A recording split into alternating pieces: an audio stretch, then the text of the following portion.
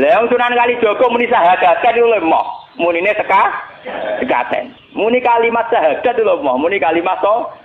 Saking jawanisasi napa bae dene yakin putih ku sunat ya nganggone ireng terus. Kabeh foto wali songo putih kecuali Kalijaga. Dari TKB wonten napa Kusuma. Nek tangga kula, bapak kula tuban Kalijaga tuban. Wong kula nate diburu tiang-tiang gara-gara terkenale bapak kula di warisan Kabeh wonten Kusuma. Saiki warise kula nu tamune kathah. Golek kabine sinten Sunan. Zaman kula enak mun tak dol lek ngopi ya.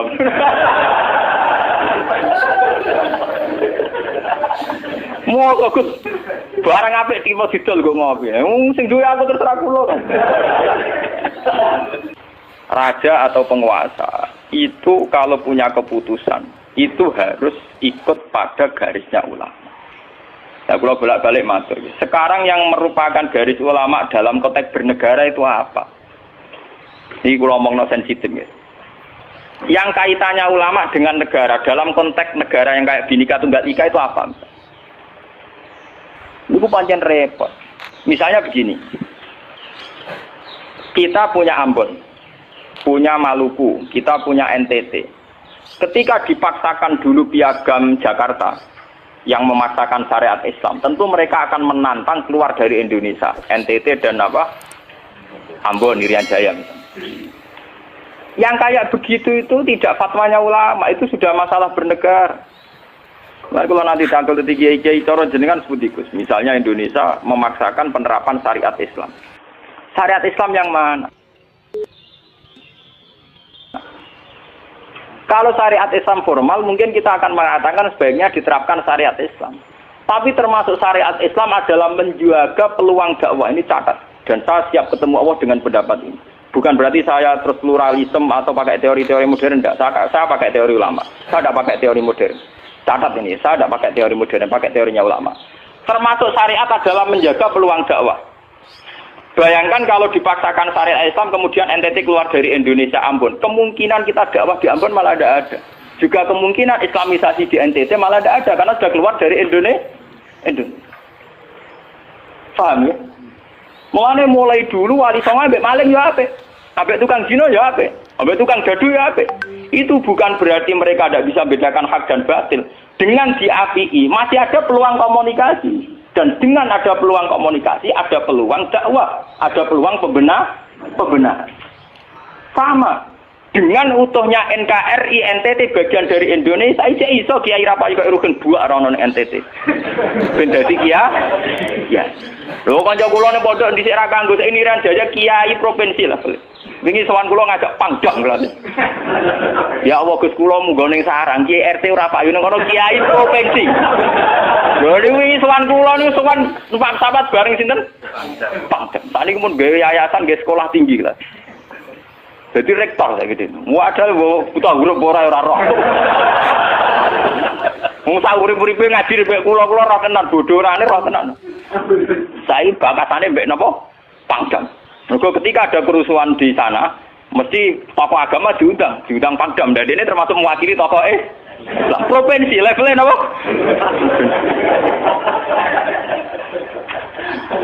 Artinya logika sehat kita, kalau kita memaksakan syariat Islam formal malah NTT lepas, itu kan berarti tidak ada kesempatan dakwah. Toh dengan tidak lepas, toh kita bukan berarti tidak ingin dakwah, kan tetap ingin apa? Mane bojo ngecewakno lae aja pegat. Nak ra mbok pegat ana kesempatan dandani, nek kena wong ra iso.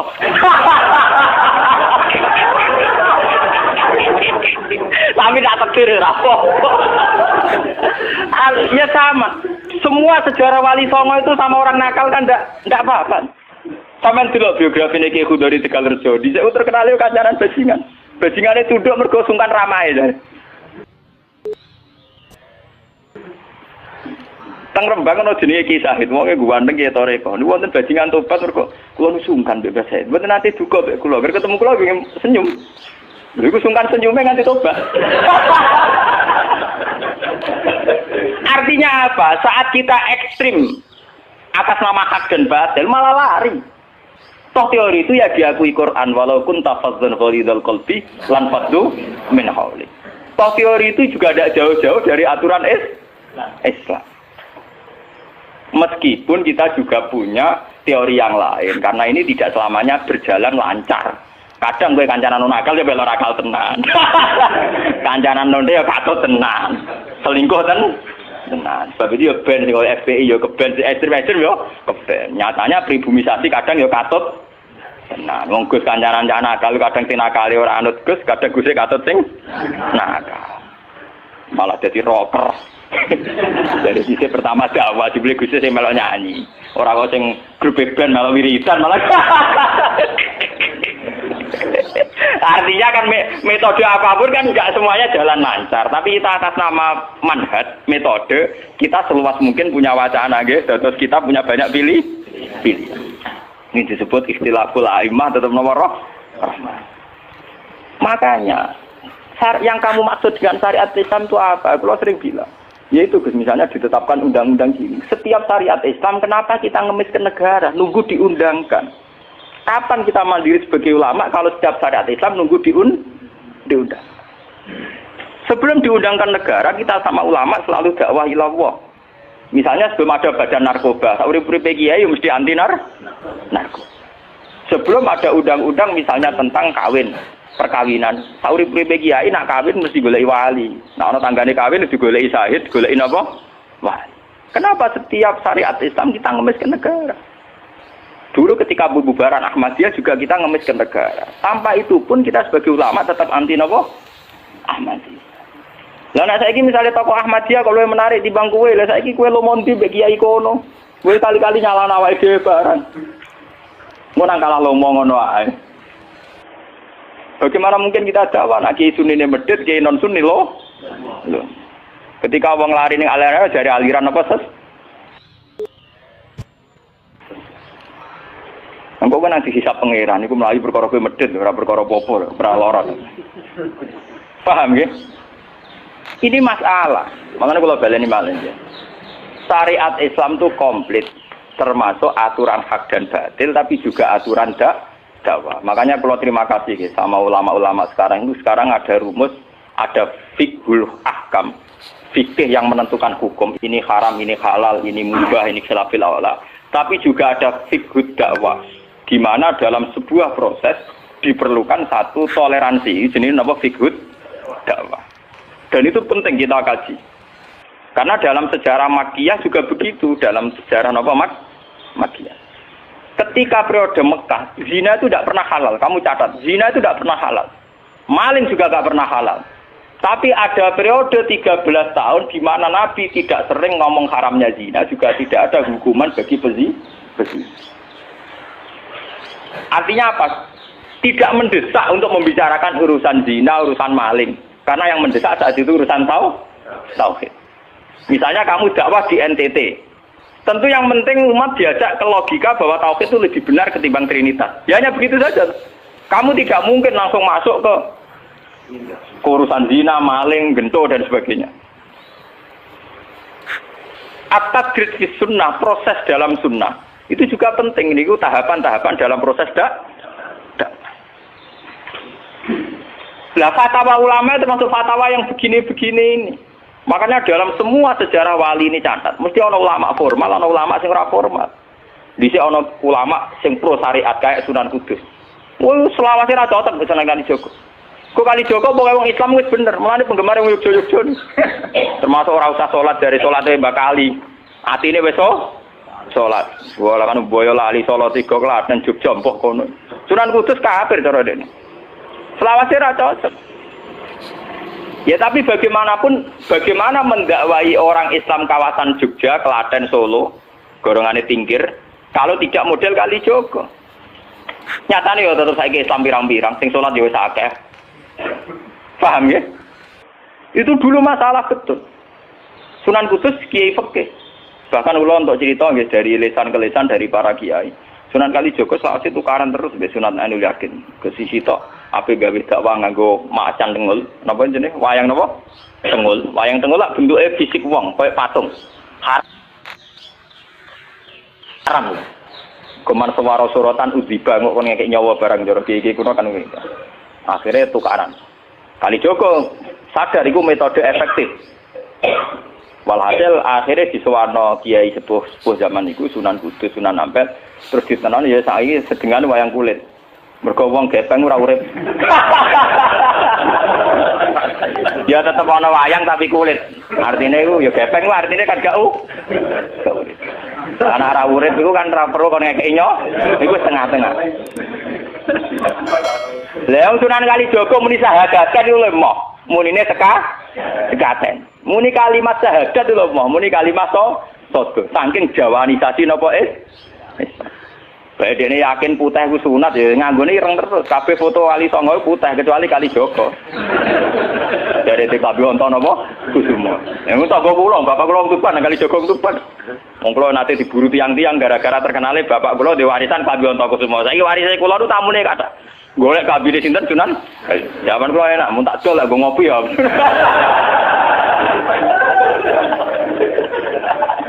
Mau Gus barang apik iki mau didol go ngopi. Sing duwe aku terserah kula kan. Oh ngenyawang tenan wong alim jis bakat ana Kusuma. Payah tenan. Mulai dulu Abu Yazid Al-Bustami juga begitu. Mesti ada ulama yang di kampung-kampung. Sama tak ceritani ya, biar ulama syariat tidak terlalu ekstrim. Zaman Sayyidina Umar jadi khalifah. Khalifah resmi yang ditunjuk para sahabat. Dan saat itu belum banyak konflik. Ya, belum banyak apa. Itu Sayyidina Umar mendapat amanah dari Rasulullah sallallahu alaihi wasallam. Umar, saya punya umat. Dia adalah orang terbaik di zamannya. Ya, saya punya umat, dia adalah orang terbaik di zamannya. Namanya Uwais Al-Qarni. Kalau kamu ketemu dia, salamku untuknya. Dan kamu harus minta doa supaya husnul khotimah. Terus dari Umar, pakai Fabi. Pulau ngertosis pundi. Dekne udah penyakit baros. Fa'adhabahu wa ila maudi ad-dirham. Walhasil ning gone katifil aitar ada bekas penyakit baros tinggal sak napa? Sak koin nggih, cara sakniki napa? Sak koin. Ini kula cerita. Dia punya ibu sendiri hidup di kampung Angon Wedhus. Walhasil Umar tiap ana tamu ya diblodori. Paham ya, anggere sing raine mirip-mirip ngono iku. Nah ora kutil kan maksudnya iku. Ora mau diatur. Mboten niku kula cerita ben sampean ngerti. Walhasil akhirnya suatu saat iku rombongane Uwais Al-Qarni dari Qurun Al-Qarni. Niku sowan Sayyidina Umar. Ketika ketemu sesuai sifat itu Sayyidina Umar nangis yo dulu. Uwais Al-Qarni mboten purun. Walhasil akhirnya yang memerintahkan ini Rasulullah. Juga Al-Qarni purun nangis terus ditunjuk. Lalu sing antik apa? Sayyidina Umar tanya, "Ya Uwais, saya ingin waktu supaya kamu mau ketemu saya." "Enggak ya Umar, ini harus pertemuan terakhir. Ini harus pertemuan apa? Terakhir." Walhasil semenjak itu tidak ketemu lagi sama Umar. Artinya apa? Dan itu saya yakin, sama ndak usah anut kula, keduren anut makom kula. Dan resiko sama mesti rawani. Artinya begini. Ketika orang dengan izzatil Islam, ini catat betul. Misalnya wong dadi kiai gede, kados kiai kula misalnya Kiai Memun, kados Hasyim Muzadi, kados Gus Dur, kayak kiai besar. Jangan-jangan nikmatnya jadi kiai besar oleh umat loh, oleh umat tidak oleh mereka ya, jangan salah paham. Oleh umat ditafsirkan wajar dong mereka senang jadi kiai, dia mobil mewah, dia duit akeh, pengaruhnya gede. Misalnya Habib Lutfi, orang-orang punya pengaruh, Ki Hamid Pasuruan umat. Artinya apa? Mereka aku yakin mereka orang-orang soleh yang bisa nikmati keberhadiran Allah Subhanahu. Tapi umat tetap membaca mereka bagaimanapun ada fasilitas. Umar sebagai khalifah punya pengaruh, punya uang, punya otoritas. Bagaimana dengan fakta bahwa Islam juga mengajarkan orang hanya nyaman hanya satu dengan Allah, dengan kebenaran. Tapi dengan percontohan orang-orang kayak Uwais Al-Qarni, maka Islam utuh. Ada penjaga syariat kayak Sayyidina Umar, Habib Lutfi, Kiai Memun, Ki Hamid Pasuruan. Orang-orang jadi sentral. Cara teori sosial jadi mercusuar. Tapi ada orang-orang yang menunjukkan bahwa dia bisa bahagia aja dengan kebenaran. Paham ya? Akhirnya umat kan enak. Lho kados kula nu ngrasakno tenan. Kula nu nganti saiki rong tau jeneng imam masjid. Padahal imam itu sungkan. Kula nggih mboten nate pidato. Kula besok ya sing pasar be anak kula dhewean mboten ngajak pengawal. Saya tunjukkan kepada umat bahwa ajaran Islam yang sebenar yang bisa membahagiakan adalah senang pangeran titik. Dan kewajiban dasar dalam Islam wong kon rumah tanah. Soal pengaruh aku, saya ngomong ini jujur loh. Saya punya pengaruh kalau ngaji ya ngaji saya banyak. Tapi saya tahu betul yang kewajiban pada saya yang hakiki hanyalah saya pada anak saya. Awaladin soleh. Kau nona kasus bakas santri. Rabbi habli miladunka dzurriatan thayyibah ora ana tulaban. Ora ana ning Quran hadis bakas santri. Ketok tangan pun ana. Paham ya? Artinya apa? Kalau santri-santri punya cita-cita kayak kiainya, mati dungo, itu kan terbayang kiai yang mulia, kiai yang dapat suanan banyak, kiai yang dicucupi wong akeh. Itu bahaya sekali, kok nak mulai rada di ngono mutung. Perempal-perempul. Aku ngalim lah ora ana kiai, ora dadi kiai. Loh, untuk jadi kiai itu kan gampang. Orang nikmati sholat, nikmati ibadah, nikmati kebenaran, wis hakikate kiai, paham ya? Malah dene gento, nak nyaratno enake ngenteni mul. Kula nganti sakniki, bayangno sakniki, umpama sampean saiki kuwabe lho ora seneng kula. Kula nek ndak ada masalah. Kula kok krungu kabar, sakniki sing seneng jenengan bubar kabeh. Sami sekolah garroh kula mboten susah. Hakon lho. Hakon wah mboten susah. Karena saya harus melatih diri bahwa kebenaran Islam wes alkone mau tukang angon wedhus rumah ibu. Agar iso dagangan ning pasar nak badi dienggo rumah ibu. Tapi dengan begini dia walinya setingkat Sayyidina Umar. Karena apa? Itu tadi menjadi percontohan bahwa untuk menjadi hamba yang baik tidak perlu semegah Umar, tidak harus semahal Umar. Sama tidak usah niru ya, masalah itu Isra Mulya loh, artinya ya sudah. Tidak usah niru, ini hanya pelajaran saja. Tapi nak kula tak tiru tenan, artinya tak tiru, biar hidup saya itu murah.